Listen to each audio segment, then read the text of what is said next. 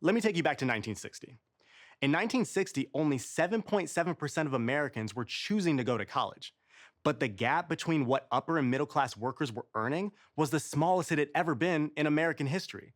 For the first time ever, a steel worker or a teacher might have enjoyed a very similar lifestyle to, let's say, a lawyer or a doctor, and that made a lot of families happy. Now, don't get me wrong, ask a woman or a person of color who lived it, and they could tell you that the 60s were very far from perfect.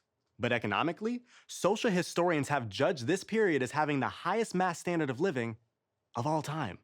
So how did this happen? Well, it started in the early 1940s with a phenomenon called the Great Compression, which refers to a time when economic inequality was at an all-time low. Franklin D. Roosevelt helped kick it off with the public works projects and the financial reforms of the New Deal. Federal income tax had never been more progressive, with the richest of Americans paying a full 94% of what they made. Unions, at the height of their power, won victories like guaranteed pay that rose with productivity along with unprecedented health and retirement benefits for their workers. And just a few years earlier, Congress had established the Fair Labor Standards Act that introduced a national minimum wage. By the early 1970s, conservative forces began to shake the foundations of the Great Compression, lowering taxes on the ultra-rich, undermining the power of unions, and ushering in a new era of outrageously outsized executive pay.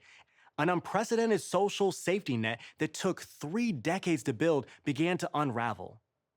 And the Great Compression came to an end. But what's important to remember here is how the Great Compression came about in the first place. It was a choice. An economy that's fair to everyone doesn't just happen by accident. It has to be created through policy.